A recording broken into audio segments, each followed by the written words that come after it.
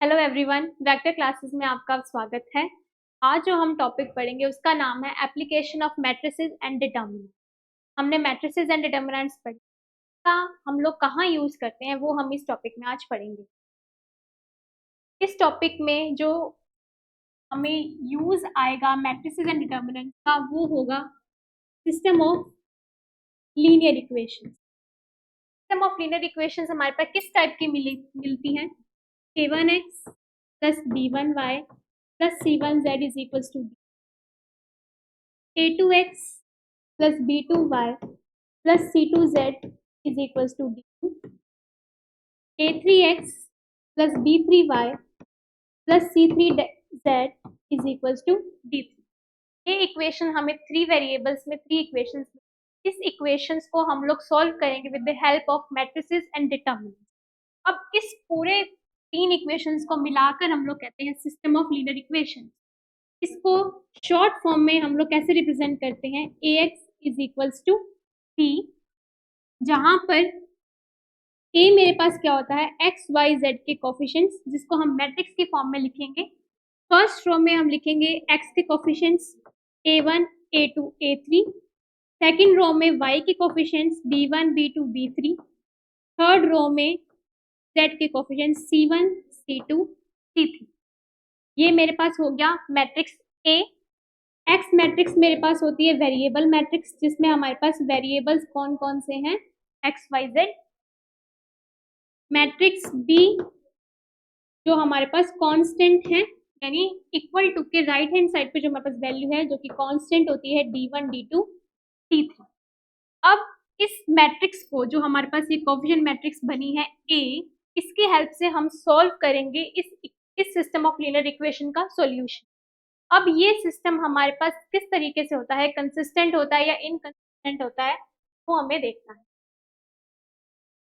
System हमारे पास consistent कब होता है? If system is having a solution. अगर सिस्टम के पास कोई भी सॉल्यूशन है तो सिस्टम को हम कहते हैं कंसिस्टेंट, चाहे वो सॉल्यूशन हमारे पास यूनिक हो, चाहे वो इनफाइनाइटली मैनी सॉल्यूशन। अगर सिस्टम मेरे पास इनकंसिस्टेंट है, इनकंसिस्टेंट का मतलब क्या हो गया कि सिस्टम के पास कोई सॉल्यूशन है, नो सॉल्यूशन। अब सॉल्यूशन है तो वो यूनिक है या इनफाइनाइटली मैनी है, वो हम लोग कैसे चेक करेंगे वो हम आगे देखेंगे।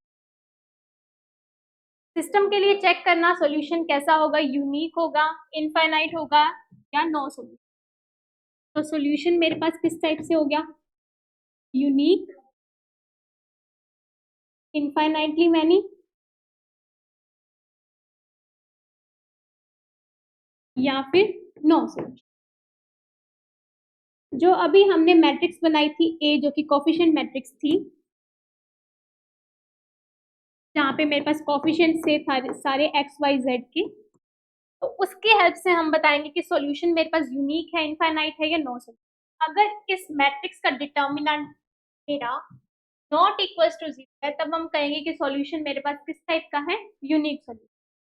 अगर डिटर्मिनेंट की वैल्यू मेरे पास 0 के इक्वल है, तब हम कहेंगे सॉल्यूशन मेरा इनफाइनाइटली मैनी भी हो सकता है और नो सॉल्यूशन है, दोनों केसेस हो। लेकिन सिर्फ अगर डिटर्मिनेंट की वैल्यू नॉट इक्वल टू 0 है, तो यहाँ से हम इजिली डिफाइन कर सकते हैं कि सॉल्यूशन, सिस्टम के पास सॉल्यूशन मेरा यूनिक होगा। अब आगे अगर डिटर्मिनेंट की वैल्यू मेरी नॉट इक्वल टू 0 है, तो हम कैसे पता करेंगे कि इनफाइनाइट सॉल्यूशन होगा या नो सॉल्यूशन होगा? उसको हम लोग किस चीज से देखते हैं?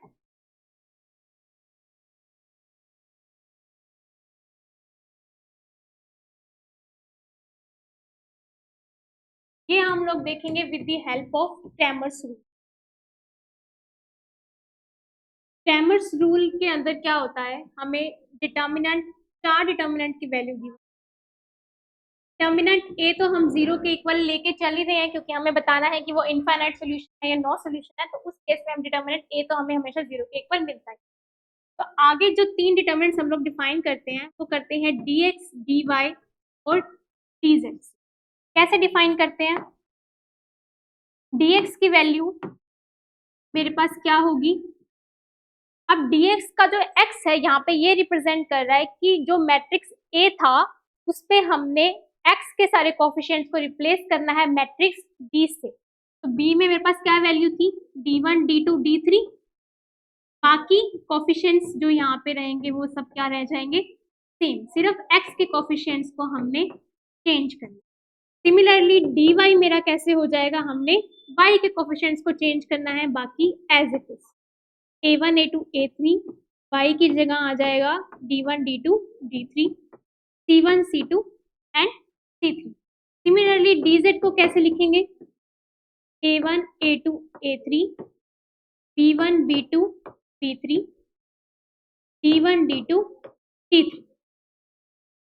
अब ये तो हमने यहाँ पे डिफाइन कर दिया डिटर्मिनेंट। अब हम आगे ये कैसे बता सकते हैं कि इनफाइनाइट सॉल्यूशन होगा या नो सॉल्यूशन। अब हम इन तीनों डिटर्मिनेंट की हेल्प से बताएंगे कि इनफाइनाइट सॉल्यूशन है या नो सॉल्यूशन। अगर इनफाइनाइट सॉल्यूशन है मेरे पास, इनफाइनाइटली मैनी सॉल्यूशंस हैं, तो इसका क्या मतलब हुआ कि जो मेरे पास डिटर्मिनेंट है dx dy और dz, इन तीनों की वैल्यू मुझे 0 मिलनी चाहिए, तभी मेरे पास इनफाइनाइटली मैनी सॉल्यूशन एग्जिस्ट करेंगे।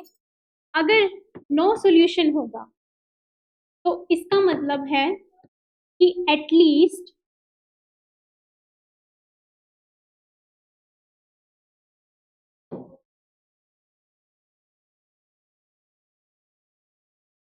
वन डी शुड बी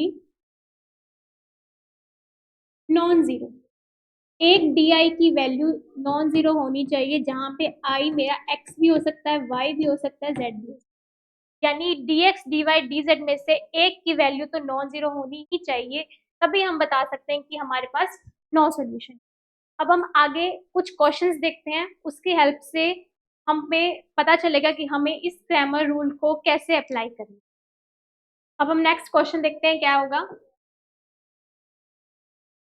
ये क्वेश्चन है हमारे पास जहां पे हमको गिवन है consider the system of linear equation this which of one of the following statement is not correct. जो ध्यान देने वाली बात है वो यहाँ पे है नॉट करेक्ट। हमें करेक्ट ऑप्शन को टिक नहीं करना है, हमें नॉट करेक्ट वाले ऑप्शन को टिक करना है।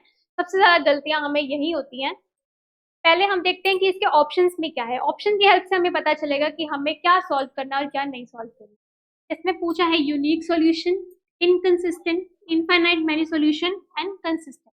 तो हमें बेसिकली पहले हम यहाँ से देखते हैं कि सिस्टम के पास कंसिस्टेंट सॉल्यूशन होगा या इनकंसिस्टेंट सॉल्यूशन होगा। तो हम ये कैसे पता करेंगे, हमें डिटर्मिनेंट निकालना है। किसका डिटर्मिनेंट निकाला है, कोएफिशिएंट मैट्रिक्स का डिटर्मिनेंट। तो हम यहाँ से निकालते हैं डिटर्मिनेंट ए की वैल्यू, जो कि क्या है मेरे पास, coefficients of x 1 1 1, coefficients of y 1 2 and coefficients of z 1 lambda 2 lambda and 4 lambda. तो हम लोग लेट करके चल रहे हैं ये 0 ही, ताकि हम यहाँ से लैम्डा की वैल्यू डिफाइन कर सके। उसी के बेसिस पे हम बता पाएंगे कि लैम्डा की किस वैल्यू के लिए सिस्टम के पास इनकंसिस्टेंट सॉल्यूशन है या कंसिस्टेंट सॉल्यूशन।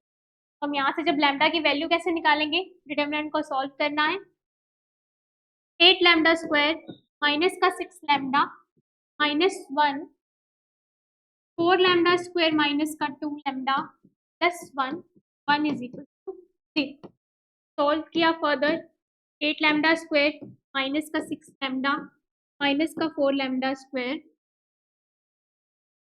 प्लस का 2 लैम्डा प्लस का 1 इज इक्वल टू 0। क्या मिल गया, 4 लैम्डा स्क्वायर माइनस का 4 लैम्डा प्लस का 1 इज इक्वल टू 0। तो हम कैसे लिख सकते हैं, 2 लैम्डा माइनस का 1 whole square is equal to 0।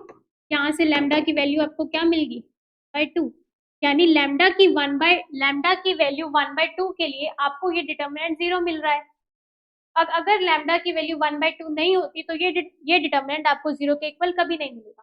तो हम ऑप्शन देखते हैं पहले D, the system is consistent if lambda is not equal to 1/2, यानी सिस्टम आपको सोल्यूशन तो देगा अगर लैम्डा की वैल्यू 1/2 के इक्वल नहीं होगी। अगर लैम्डा की वैल्यू 1/2 के इक्वल नहीं है तो सिस्टम कैसा सोल्यूशन देगा, यूनिक सॉल्यूशन देगा। तो उसके हिसाब से ये स्टेटमेंट मेरी करेक्ट है, लेकिन हमें क्या लेना है, नॉट करेक्ट। ये ऑप्शन मेरा cancel out. First option, the system has unique solution if lambda is equal to 1/2। यहाँ से हमने अभी क्या निकाला कि लैम्डा की वैल्यू 1/2 अगर होती है तो डिटर्मिनेंट 0 के इक्वल है। डिटर्मिनेंट 0 के इक्वल यानी या तो इनफाइनाइट सॉल्यूशन या नो सॉल्यूशन। तो उसके बेसिस पे ये स्टेटमेंट भी रॉन्ग है, ये नॉट करेक्ट आपको बतानी है।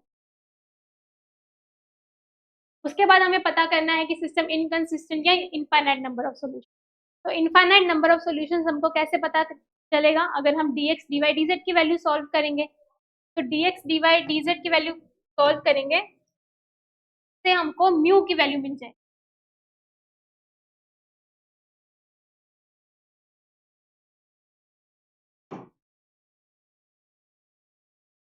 dx की वैल्यू हम यहाँ से क्या निकालेंगे? x के कोफिशिएंट को किससे रिप्लेस करना है?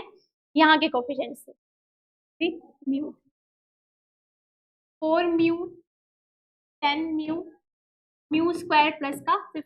बाकी y और z के coefficient as it is 1 2 3, 1 2 lambda and 4 lambda. Lambda की वैल्यू 1/2 पुट, यहाँ से क्या हो जाएगा 1 1 एंड 1।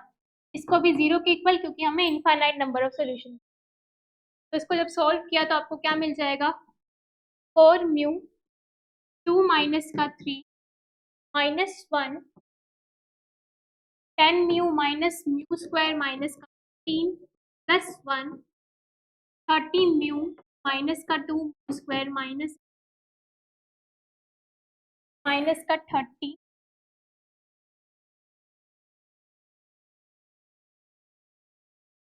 Is equals to 0। यहाँ से आ जाएगा माइनस का 4 म्यू माइनस का 10 mu plus mu square minus का प्लस का 15 plus 30 mu minus 2 mu square minus का 30 इज इक्वल टू 0। फर्दर इसको सॉल्व किया, minus mu square minus of mu square minus 4 mu plus 3 mu minus का 15 is equal to. यहाँ से जब हमने इसको सॉल्व किया तो आपके पास म्यू की वैल्यू क्या आ जाएगी? म्यू की वैल्यू हमारे पास आ जाएगी 1 या 15। यानी जब जब मेरी म्यू की वैल्यू 1 या 15 होगी तब dx की वैल्यू मेरे पास 0 होगी, यानी मुझे इनफाइनाइट नंबर ऑफ सॉल्यूशन। तो ऑप्शन में क्या है? The system has infinite number of solution if lambda is equal to 1/2 और mu is equal to 15, which is correct. लेकिन हमें क्या करना है? करेक्ट। ऑप्शन बी मेरे पास क्या हो जाएगा? ट्रू हो जाएगा। Next question, the system of equation this has infinitely many solution, then 2 mu plus 3 lambda is equals to।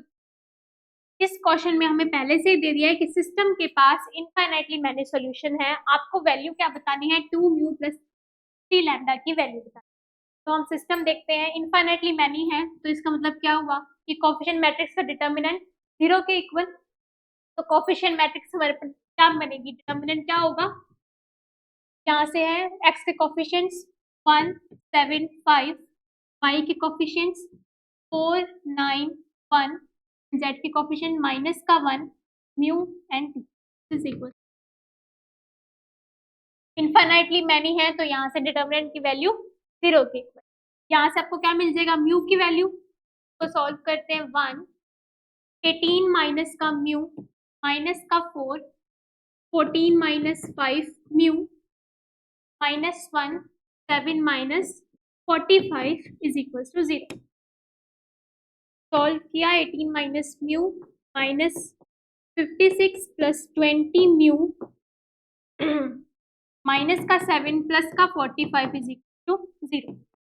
18 19 mu and this ये सब cancel out, 19 mu is equal to 0। Mu की value आपको यहाँ से क्या मिल गई?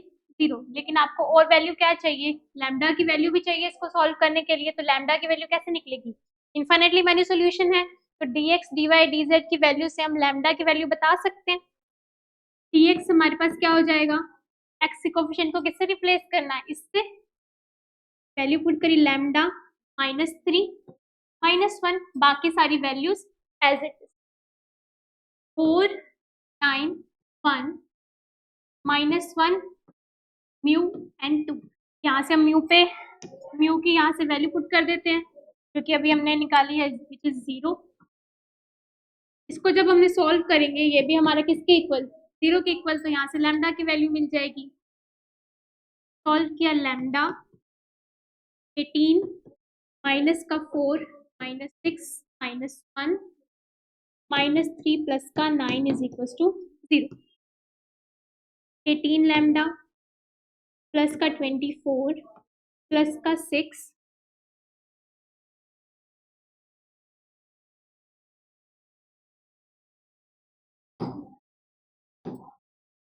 प्लस 24 माइनस का 6 is equal to 0। 18 lambda plus का 18 इज इक्वल टू 0। यहाँ से लैम्डा की वैल्यू मेरे पास क्या मिल गई? -1। अब यहाँ पे जब हमने पुट करी 2 म्यू प्लस 3 लैम्डा की वैल्यू, क्या देगा? वैल्यू 0 प्लस 3 लैम्डा की वैल्यू -1। क्या आंसर आ गया हमारे पास? हाँ। अब नेक्स्ट क्वेश्चन हम देखते हैं। If the system of linear equation this has infinitely many solution, then 12 alpha plus 13 beta इसके इक्वल।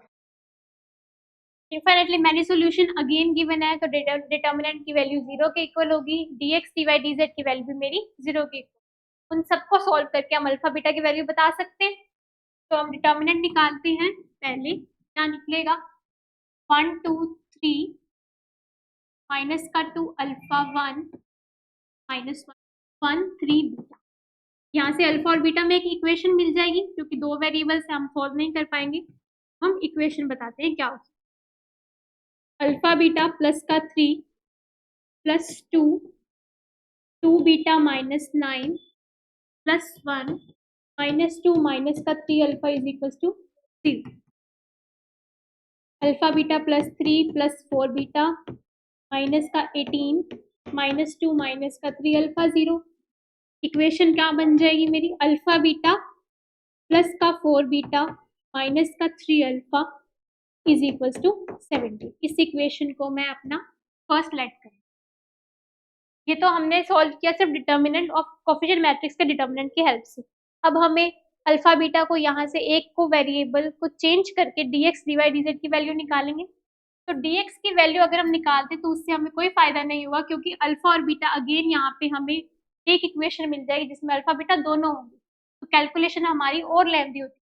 तो हम यहाँ से dy की वैल्यू dy की वैल्यू निकालने से क्या होगा कि अल्फा की वैल्यू यहाँ से किससे चेंज हो जाएगी? इससे। तो सिर्फ बीटा की वैल्यू हमारी 1 2 3 minus 4 5 3 1 3 N beta. Infinitely many solution है, तो dy भी मेरा 0 के इक्वल। तो हमने सॉल्व किया तो 1 5 बीटा माइनस 9 प्लस का 4 2 beta minus 9 plus 1 6 minus 15 is equal to 0।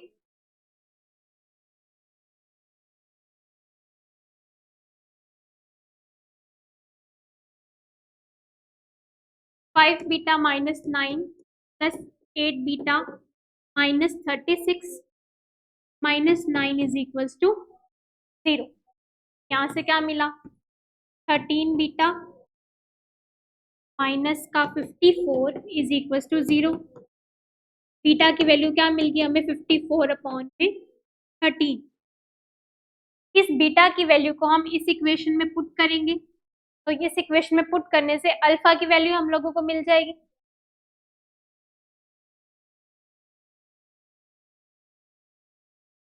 जब बीटा की वैल्यू हम इस इक्वेशन में पुट करेंगे तो यहाँ से अल्फा की वैल्यू मुझे डायरेक्ट क्या मिल जाएगी? 1/3। इस अल्फा और बीटा को हम जब इसमें पुट करेंगे तो ये क्या हो जाएगा? 1/3 प्लस 13 बीटा की वैल्यू 54 अपॉन में 13 0। यहाँ से क्या मिल जाएगा? 4 प्लस 54 8। आंसर मेरा क्या हो जाएगा? 8।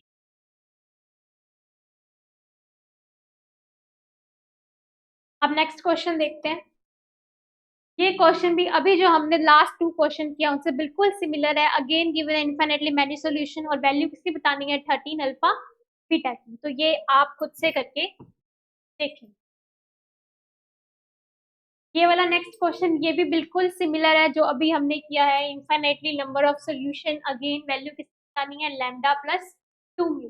बस फर्क क्या है कि ये जब आप कोफिशिएंट मैट्रिक्स में निकालेंगे इसमें आपको एक ही वेरिएबल गिवन लैम्डा, तो आप यहाँ से लैम्डा की वैल्यू मिल जाएगी। फिर आप dx निकालेंगे, लैम्डा की वैल्यू उसमें पुट करके म्यू की वैल्यू निकल जाएगी, अलग अलग निकल जाएगी। एक इक्वेशन में आपको लैम्डा म्यू नहीं मिलेगी, दो इक्वेशंस मिलेंगी। एक से लैम्डा की वैल्यू सॉल्व हो जाएगी, दूसरे से आपको म्यू की वैल्यू मिलेगी। ये भी आप। अब इससे नेक्स्ट क्वेश्चन हम लोग देख, इस क्वेश्चन में अगेन यूनिक सॉल्यूशन है और इनफाइनाइटली मैनी। क्वेश्चन में क्या कहा गया है कि S1 मेरे पास एक सेट है और एक S2 मेरे पास एक सेट। आपको यूनिक सॉल्यूशन बताना है इस सिस्टम ऑफ इक्वेशन का और इनफाइनाइटली मैनी सॉल्यूशन बताना है इस सिस्टम ऑफ इक्वेशन। इस सिस्टम में आप यूनिक सॉल्यूशन आपको बताना है ए की किस वैल्यू के लिए आपको यूनिक सॉल्यूशन मिलेगा, और वो वैल्यू मुझे इस S1 सेट में मुझे ए की वैल्यू चाहिए, और ए की किस वैल्यू के लिए आपको इनफाइनाइटली मैनी सॉल्यूशन मिलेगा, वो नंबर ऑफ एज आपको किस में बताने हैं, इस S2 में बताने। तो इस क्वेश्चन में बेसिकली आपसे पूछा है ए की वैल्यू यूनिक सॉल्यूशन के लिए और ए की वैल्यू इनफाइनाइटली मैनी सॉल्यूशन के लिए, और S1 और S2 की कार्डिनलिटी क्या होगी। इसमें सिर्फ कार्डिनलिटी बतानी है, सेम उसी तरीके से करना है जिस तरीके से हमने पहले किया है। इस क्वेश्चन को भी आप खुद सॉल्व करके सेम उसी तरीके से है जो कि हमने अभी किए हैं 2-3 क्वेश्चन। इस वाले क्वेश्चन में एपी और जीपी लेके आए हैं ऑप्शंस में, सॉल्व हमें सेम उसी तरीके से करना है, बस फर्क क्या है, ऑप्शंस में फर्क है एपी और जीपी। यहाँ पे जो सिस्टम है, हमें ये जो मैट्रिक्स दी है डी ने दे दी सिर्फ 0 के, यानी D1 D2 और D3 सारे 0 के इक्वल इसने यहाँ पे हमको दिए। बोला क्या गया है, non zero and distinct solution बताना है ए बी सी के किस वैल्यू के लिए हमें नॉन जीरो और डिस्टिंक्ट सॉल्यूशन मिलेगा। नॉन जीरो और डिस्टिंक्ट सॉल्यूशन का मतलब होगा कि जो मेरे पास कोएफिशिएंट मैट्रिक्स थी वो मुझे किसके इक्वल मिलनी चाहिए, 0 के इक्वल मिलनी चाहिए। तो यहाँ पे मेरे पास मैट्रिक्स क्या आ जाएगी, मैट्रिक्स मेरे पास क्या बनेगी, 2 2 2 2A 3B 4C ABC is equals to 0। Solve किया, 3BC माइनस का 4BC माइनस का 2A 2C माइनस का 2B प्लस का A 8C माइनस का 6B इज इक्वल्स टू 0। यहाँ से A B C में हमें एक इक्वेशन मिलेगी, क्या मिली, माइनस का 2BC माइनस का 4AC माइनस प्लस का 4AB प्लस का 8AC माइनस का 6AB इज इक्वल टू 0। तो आगे हमने जब फर्दर सॉल्व किया, माइनस का 2BC as it is minus का 4AC प्लस का 8AC gives you 4AC 4AB minus का AB गिव्स यू माइनस का 2AB इज इक्वल टू 0। यहाँ से हमें एक इक्वेशन मिल गई। इसको जब हमने सॉल्व किया आगे, ABC में क्या बताना है, रिलेशन बताना है कि A और ABC में क्या रिलेशन।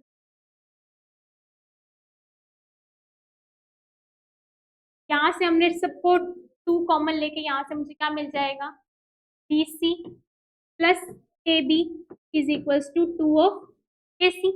ये इस इक्वेशन को जब मैंने फर्दर सॉल्व किया तो ये मिल गया। अब मैंने क्या करना है, तो ABC से डिवाइड, दोनों साइड मैंने ABC से डिवाइड किया। यहाँ से क्या मिल गया, 1 अपॉन में A 1 अपॉन में C is equals to 2 upon में B। अब ये क्या बना, इसका मतलब क्या हुआ कि मेरा 1 अपॉन में A 1 by B and 1 by C क्या है, मेरे AP में है। जब मेरे कोई 3 variables A B C AP में होते हैं तो इसका मतलब क्या होता है कि 2B is equals to A plus C। यहाँ पे मेरे पास वो वेरिएबल क्या है, 1 by A 1 by B and 1 by C। तो इनका इस इक्वेशन से मैं क्या बोल सकती हूँ कि 1 अपॉन में A 1 by B and 1 by C क्या है, मेरे AP में। नेक्स्ट क्वेश्चन, इस क्वेश्चन में हमें पहले से ही गिवन है कि ये सिस्टम क्या है मेरे पास, इनकंसिस्टेंट। इनकंसिस्टेंट का मतलब क्या हो गया, नो सॉल्यूशन। अब नो सॉल्यूशन तो बता दिया, लेकिन किस वैल्यू के लिए नो सॉल्यूशन होगा वो इस क्वेश्चन में बताना है, यानी म्यू और डेल्टा की किस वैल्यू के लिए आपको ये सिस्टम इनकंसिस्टेंट। इनकंसिस्टेंट का मतलब एक तो डिटर्मिनेंट 0 के इक्वल यहाँ, लेकिन इस डिटर्मिनेंट को जब आप देखेंगे तो यहाँ से आपको कोई वेरिएबल मिल रहा है, इसका मतलब इस डिटर्मिनेंट को सॉल्व करने का हमें कोई फायदा नहीं मिला, क्योंकि हमें बताना क्या है, म्यू और डेल्टा की वैल्यू। सिर्फ कोएफिशिएंट मैट्रिक्स के डिटर्मिनेंट को सॉल्व करके हमें नहीं पता चलेगा कि म्यू डेल्टा की वैल्यू क्या है, तो हम सॉल्व किसको करेंगे फिर, dx को। इनकंसिस्टेंट है, नो सॉल्यूशन है, तो एक dx dy dz की वैल्यू नॉन जीरो तो होनी ही चाहिए, लेकिन मैं मान के चल रही हूँ कि dx की वैल्यू मेरे पास जीरो ही है। हो सकता है dy और dz की वैल्यू नॉन जीरो हो, लेकिन एक तो जीरो के इक्वल होगी। मैंने dx को मान लिया कि वो जीरो के इक्वल, तो dx की वैल्यू मेरे पास क्या हो जाएगी, x कोफिशिएंट्स की जगह मुझे ये पुट करना है 1 म्यू एंड डेल्टा, y की जगह 2 4 4 एंड z की जगह 3 5 4।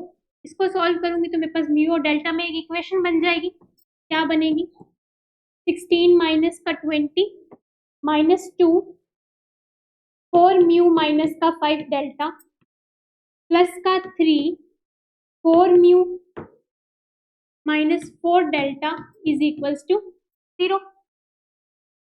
जब इसको फर्दर सॉल्व किया तो क्या मिला, माइनस का 4 माइनस का 8 म्यू प्लस का 10 डेल्टा प्लस का 12 म्यू माइनस का 12 delta is equals to 0। Minus का 8 म्यू प्लस का 12 म्यू 4 म्यू माइनस का 2 delta minus is equals to मैंने क्या कर दिया 4, तो ये क्या बन गया 2 म्यू माइनस का डेल्टा इज इक्वल टू 2। मतलब मेरे पास म्यू और डेल्टा में ये एक इक्वेशन बन गई। क्या इक्वेशन बनी, 2 म्यू माइनस का डेल्टा इज इक्वल्स टू 2। अब इसमें म्यू और डेल्टा की वैल्यू तो हम नहीं पता कर सकते, लेकिन इस सारे ऑप्शंस को पुट करके हम देख सकते हैं कि कौन सा ऑप्शन इसमें सेटिस्फाई हो रहा है और कौन सा ऑप्शन इसमें सेटिस्फाई नहीं हो रहा। जो ऑप्शन इसमें सेटिस्फाई हो जाएगा इसका मतलब तो इक्वल हो गया ना, कि dx आपको इसमें इसका अगर जो भी ऑप्शन आपका सेटिस्फाई करेगा उसका मतलब हो जाएगा कि आपको वो इनफाइनाइट सॉल्यूशन दे देगा, नो सॉल्यूशन नहीं देगा। जो सेटिस्फाई नहीं होगा वो ऑप्शन मेरा क्या देगा, नो सॉल्यूशन देगा, क्योंकि वो इस इक्वेशन को सेटिस्फाई नहीं करेगा। तो हम पहले फर्स्ट वाला ऑप्शन पुट करके देखते हैं 4 और 3। म्यू और डेल्टा की वैल्यू पुट करी 4, म्यू की वैल्यू 4 एंड डेल्टा की वैल्यू 3 गिव्स यू 2। तो क्या लेफ्ट हैंड साइड और राइट हैंड साइड आपके इक्वल हैं? 5 is not equal to 2। Right hand side और लेफ्ट हैंड साइड इक्वल नहीं आ रही, इसका मतलब इस वैल्यू के लिए आपको सिस्टम इनकंसिस्टेंट मिलेगा, नो सॉल्यूशन। आगे हम चेक करते हैं, वैसे चेक करने की जरूरत नहीं है लेकिन हम फिर भी चेक करते हैं। जब हमने म्यू की वैल्यू 4 और 6 पुट करी, डेल्टा की वैल्यू 6 पुट करी, तो यहाँ से क्या मिल जाएगा, 8 minus 6 is equal to 2, 2 is equal to 2, यानी left hand side right hand side equal आ रही है, यानी इस वैल्यू के लिए आपको ये system infinitely many solution, same ये भी हो जाएगा ये भी हो जाएगा। किस वैल्यू के लिए सिस्टम आपको यूनिक नो सॉल्यूशन देगा, वो होगा मेरे पास 4 और 3। तो अभी हमने जो आज कुछ क्वेश्चंस देखे हैं, इसी तरह के क्वेश्चंस हमारे अभी कुछ 2-3 सालों से पूछे जा रहे हैं। आज के लिए बस इतना ही। Thank you so much for watching. Thank you.